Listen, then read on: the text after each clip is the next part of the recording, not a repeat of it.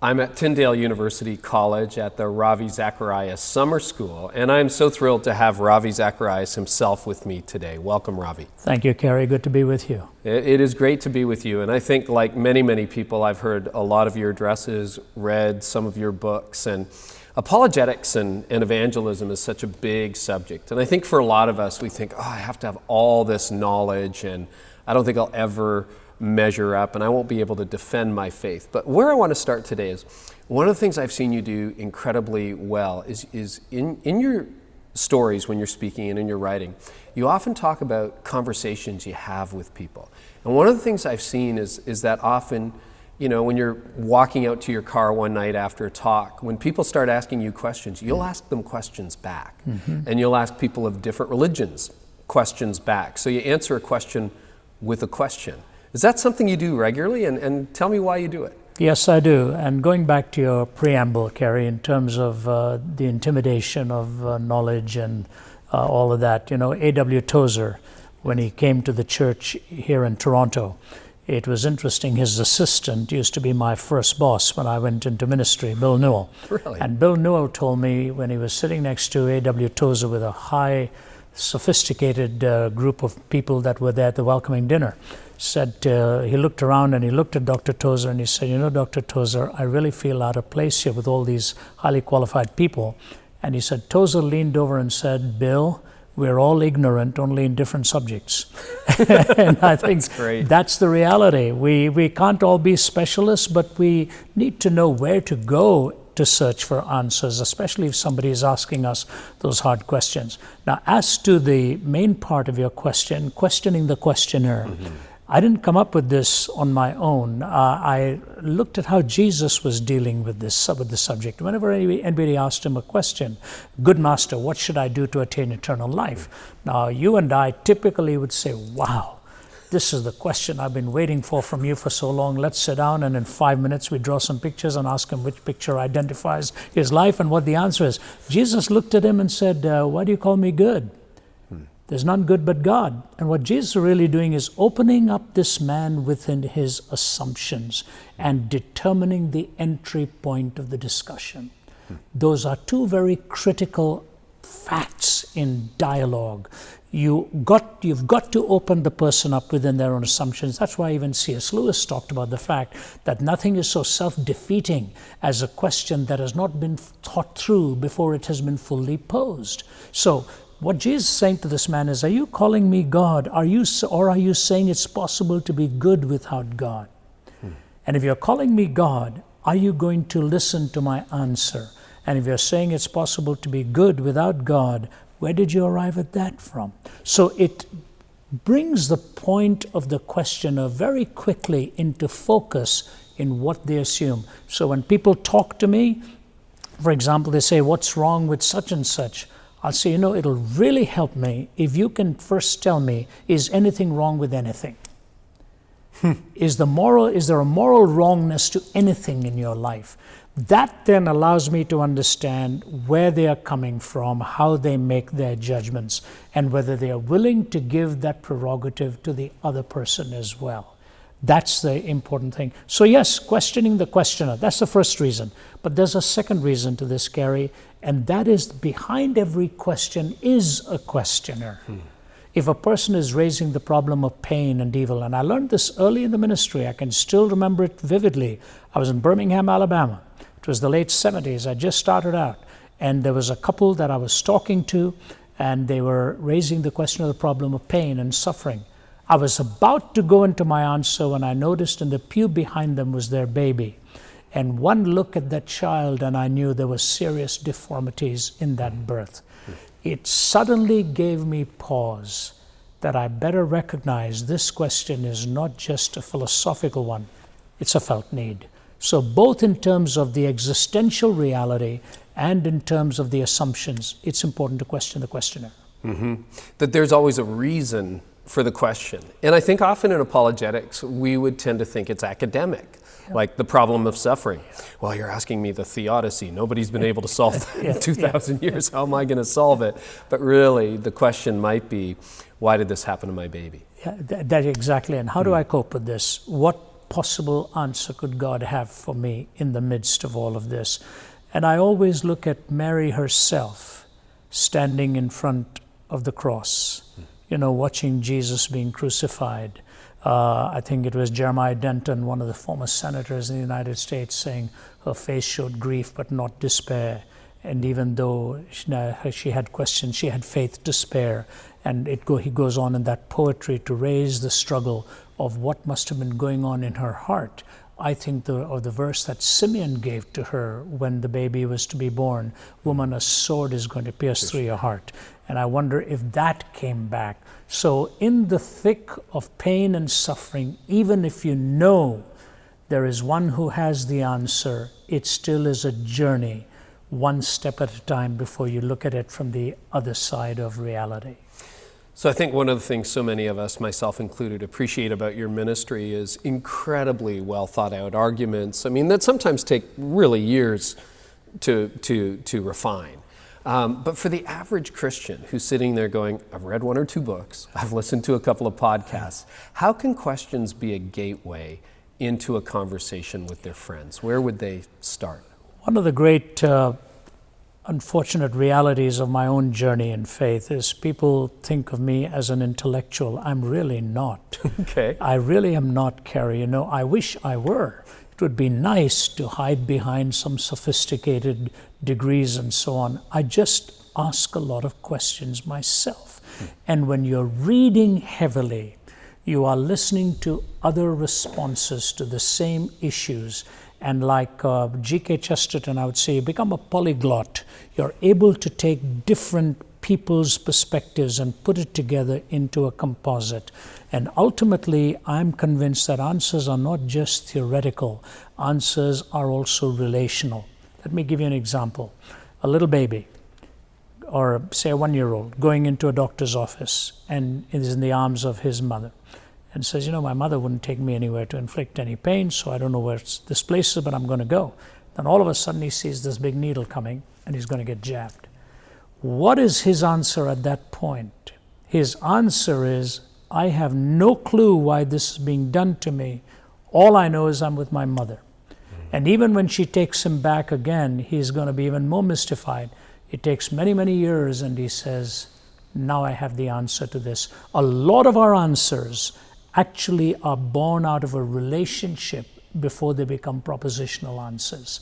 And I think that's a very important clue to our journey in faith and in truth. So when I journey through these ideas myself and work them through, today as I go across the globe, we have packed audiences wherever we go, and what is encouraging to me is they are trusting you as the speaker to be able to minister to them and bring the bridge between the head and the heart. I don't take this privilege lightly. I take it very seriously, and it's very intimidating and fearsome, but it's a privilege God gives and has to be honored with your life and with your trust in Him. One of the privileges you have is to see what's happening around the world, and you've also seen that over the course of really 4 decades of ministry now. I think all of us would probably agree that the culture in the West has shifted dramatically in North America. What changes in evangelism and approaches to evangelism have you seen over the last 4 decades in our culture? The cultures globally have changed, Kerry. That's what I see. China, India, the Middle East. But the interesting thing to me is those who have come from a backdrop of naturalism or secularism or anti-theism, like China, or Romania, where I was just a few weeks ago. The audience that night was 10,000 strong. You couldn't get them into the building. And then the next day I was meeting at the what they call the People's House, which was Ceausescu's home, 2 million square feet, the second largest building in the world after the Pentagon. And the senators and all were sitting there listening, and one of them said, when I finished, this is the first time God has been mentioned in this building here. This is the first time a prayer has been prayed. Wow. Now, such hostile anti-theism took place. But in the West, what has happened is we've come from the bequest of the Judeo-Christian worldview. Yeah, the ethics that we followed, whether we like it or not, came from that worldview. And we are jettisoning that worldview and think we can still hold on to ethics. China wants American speakers to come because they recognize, or North American, I should say, American, Canadian, or even for that matter, English speakers, because they know they are living off the capital of the Judeo-Christian framework. Yes. And they want to see that ethic. And in atheism, they did not have it. So those parts of the world are going through change. Then you go to the Middle East. My colleague in Alexandria tells me, for the first time, atheism is on the rise in Egypt because they have seen what their religion has done to their young. And they say, if this is what it is all about, we don't want it. So the young are asking questions of the worldview that has preceded. And I think the changes are taking place here. We become very naturalistic and anti-theistic, and therefore the change is quite staggering in our time. So it's almost a pendulum swing in opposite directions based on the previous generation. And so you're seeing almost an inverse thing happening in the formerly communist countries or godless countries, where people have a hunger for God, and where God was actually a part of the culture, people are rejecting it. Yes, and I believe we will learn the hard way that this is a mistake in the West. Why was the West so successful? Why did we all come here? I mean, I came to Canada when I was 20 years old. I got off the plane, it used to be called Malton at that point, it's Pearson Airport now.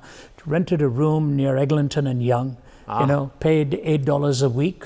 My brother paid $8 a week, we were $16. We were in one room, sharing two beds, so on, starting off our young lives here. It was a different world in Canada then. Yes, it was. And when I came here, I saw the ethic, I saw the values. What is going on in some parts of the East? Systemic corruption. If you ask any Indian young man today, what is India's greatest strength? He'll say intellectual ability, science, engineering, all this stuff. You say, what is the greatest weakness? They'll say corruption. All the corruption that goes on. In Hindi, they say mej ke niche, under the table. The under the table deals that are done. What happened to ethical systems of thought? It didn't generate real ethics. But when you have a personal relationship with God and you know there's accountability, you have an ethical value or norm that is part and parcel of society. We're losing that here now. But once upon a time, it was very much here in North America. So I think those are the changes that we're going to start feeling down the journey as we go. I think you get a lot of resonance with what you just said, and I think there are many people who are almost despondent over what we see happening in the West. So let me flip it a little bit as we wrap up. Is there anything in the West right now with these cultural changes that give you hope? Like, do you see a little crack in the door with a bit of light coming through, or does it feel more bleak than that to you? The wheat and the tares are growing side by side. If I were to listen to some of the academics and what they're instructing the young, then I say to myself, my word, where are we going with all of this? The total skepticism, the relativism that is endemic in the academic world. But then I look at young people who come to the meetings. I remember one young gal in Cornell saying to me, she walked forward and she said to me to talk, she said, most of my life I am living with naturalistic assumptions and the scientific worldview. You are here talking about a supernatural dimension to life. And she started crying. How do I make this paradigm shift? What reasons can I find to make the paradigm shift? I said, why are you asking? She said, because the other road is a dead-end road. She said, I have no meaning. I have no basis of value judgments. She said, I'm emptier than I've ever been before. And so what I say to you, Carrie, no matter what university campus we go to, or what business setting we're talking, or what political arena we're in, the place is packed. So it gives me hope that people are searching, and any time the young are searching, there's hope for the future. And not only are they 18, 19, 20, 22, 23-year-olds, 14 and 15-year-olds. I get letters from 12-year-olds. When I go and speak in audiences, there are 12, 13, 14-year-olds who bring one of my books and say, can you sign this for me? I'm so profoundly moved by that. That is moving. Yeah. So I think there is hope. Anytime you see a young audience that's eagerly listening, it takes one person to change the world, and it can be done, and I have that kind of hope.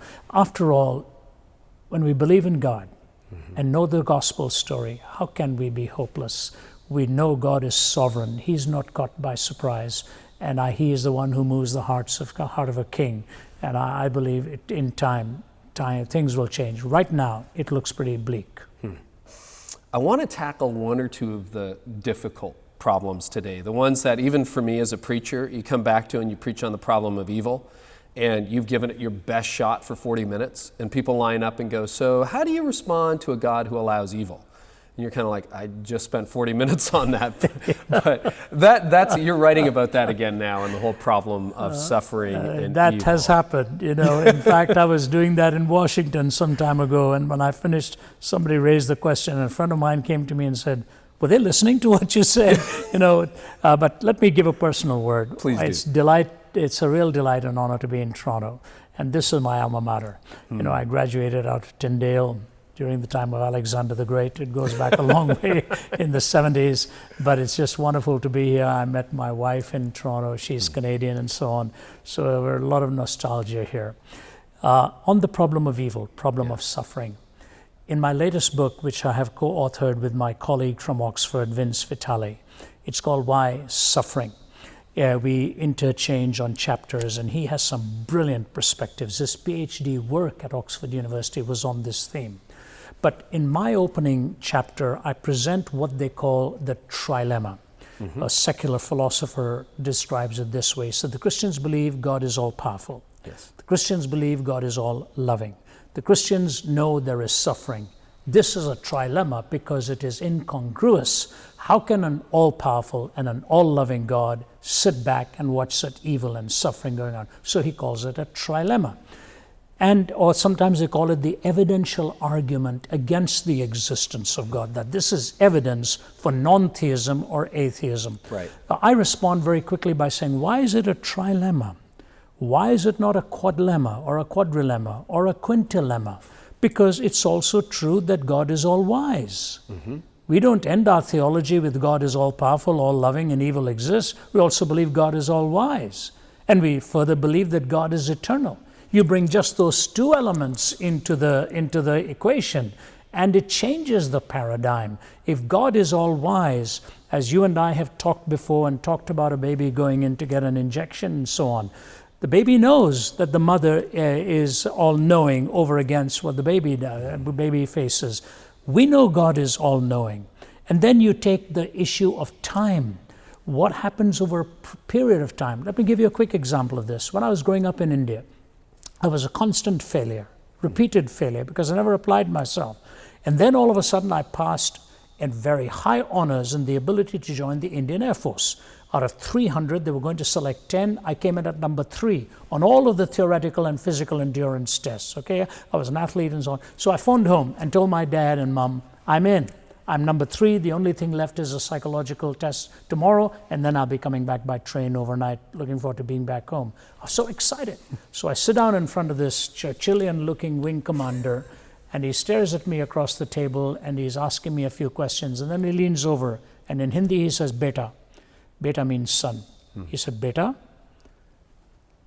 you're a good man, you're a nice man, but I'm going to reject you. Just like that.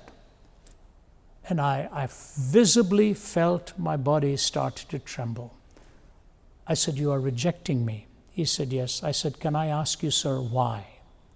I was on the verge of saying, I've placed number 3. Why? But I didn't say that. I said, why?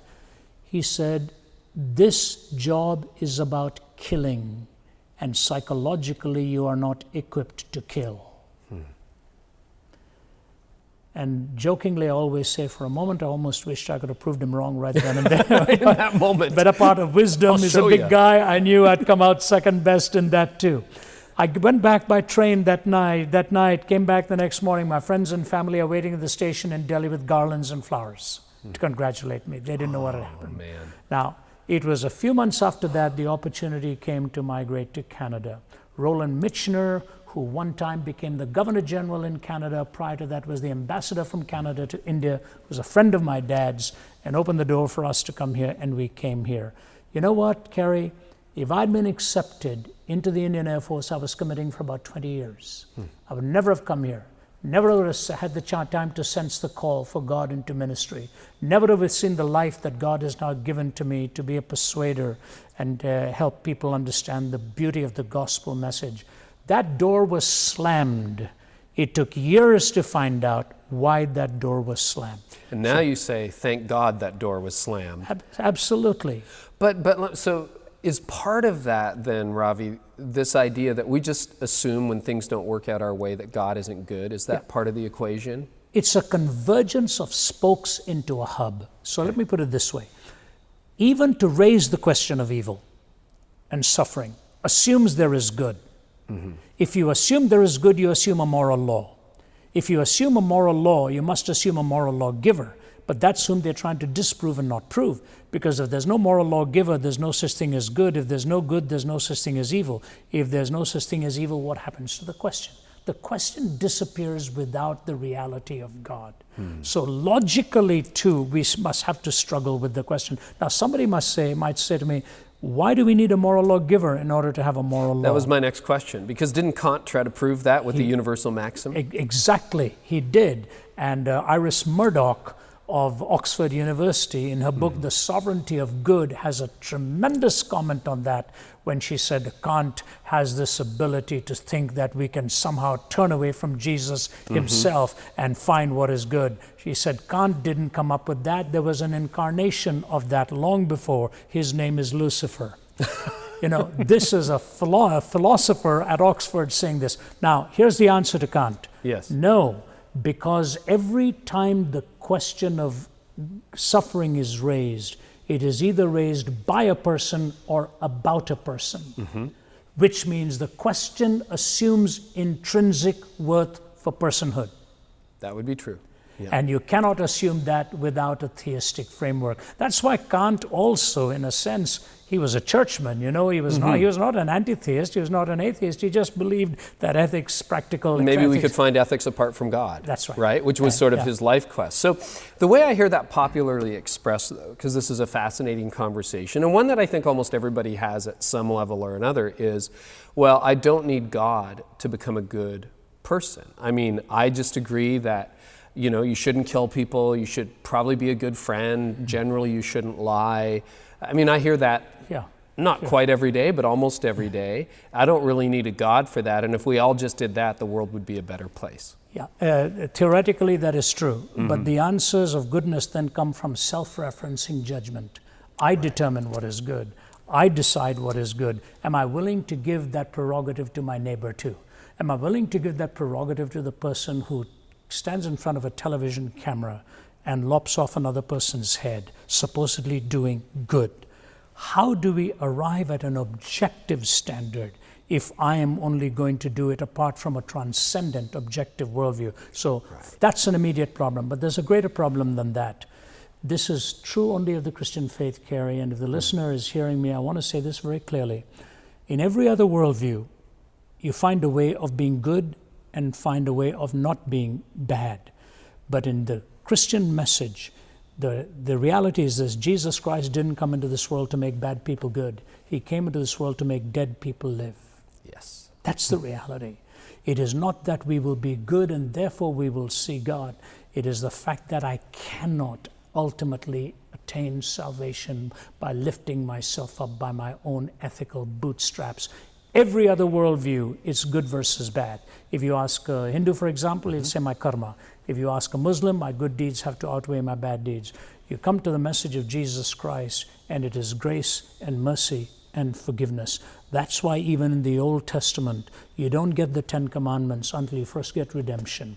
I am the Lord your God who brought you out of the land of Egypt, therefore you shall have no other gods before me. Redemption always precedes righteousness, and then redemption and righteousness precede worship. That's the sequence. And I think even with subjectivism, you end up in the place where you fall short of your own subjective moral standards, and hence the need for some kind of salvation. I think so. Which of us will deny that? You set your own ground rules and say, I never ever came up to that. So there's a logical problem, there's an existential problem, and ultimately there's a theological problem. And this is why goodness has a long reach into our lives. And I often say pain and suffering are God's megaphone, as C.S. Lewis said. One quick illustration. There's a young gal outside Atlanta, Georgia, Ashlyn Blocker, I think is her name. She was born with a strange disease. It's called CIPA, congenital insensitivity to pain with anhidrosis. She can't feel pain. Wow. And you may say, boy, that's wonderful. If she steps on a nail, she doesn't feel it? No, she doesn't. But the problem with that is, therefore, she doesn't know she's been cut and bleeding, Right. and it could be infected. Her mother on television said, my prayer every night for my daughter is, please let my daughter feel pain. Wow. So if pain is an indicator physically in this world to something being wrong, how much more in the infinite wisdom of God can it be an indicator that what is wrong is our relationship with Him? Do you think, because this is a question, and I mean, people will look forward to reading your book, which is soon to be released, but this is a question that has plagued theologians, people, the human race for thousands of years. Is there an emotionally satisfying answer? I mean, I know that's a very reductionistic question, but I think sometimes we hear all the arguments and we go, yeah, but my mom died. Or, yes, but you should see my brother suffering in palliative care. Or, you don't know how much my daughter suffers. You know, you have to compare answers. You go to any other worldview, there are no answers. Mm-hmm. If you're a karmic thing, you know, you're paying for your previous wrongdoing. Right. The Islamic world hardly has any books on this subject matter because it's inshallah, it's the will of God.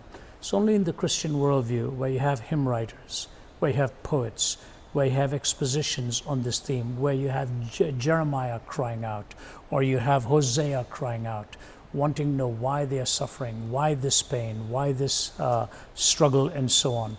There are emotionally satisfying answers as time goes by. I've lived with a lot of pain with a broken back. I have 2 titanium rods that are about 8 inches long, 4 clamps, 8 screws bolting me down.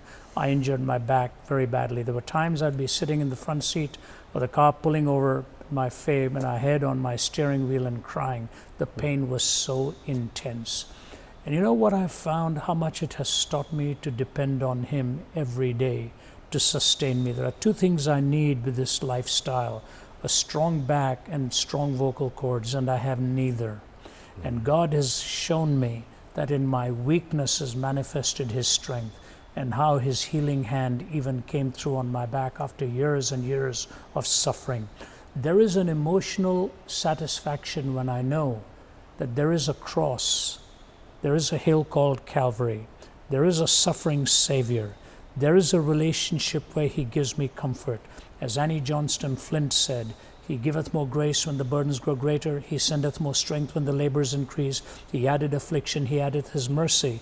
To multiplied trials, His multiplied peace. When we have exhausted our store of endurance, when our strength has failed ere the day is half done, when we reach the end of our hoarded resources, our Father's full giving has only begun. His love has no limit, His grace has no measure, His power has no boundaries known unto men. For out of His infinite riches in Jesus, He giveth and giveth and giveth again. Here was a woman who was orphaned early in life, was incontinent, was blind, suffering from cancer. Cushions lying beneath her body for months and months of pain, sores from head to toe. And it was the biography is called The Making of the Beautiful. She wrote that hymn. There was emotional fulfillment in the intimacy of her life with her Savior. And I believe there is, but it's a path along which you walk and find out God does not conquer in spite of the dark mystery of evil. He conquers through it. He conquers through evil and pain and suffering and makes you the person He intended you to be through that. You know, sometimes I think you're right. You know, we're looking for an answer when what we really need is a person. And that is the person of Christ, which God has provided. Yes. Right. Thank you so much, Ravi. This has been such a privilege to be able to sit with you today.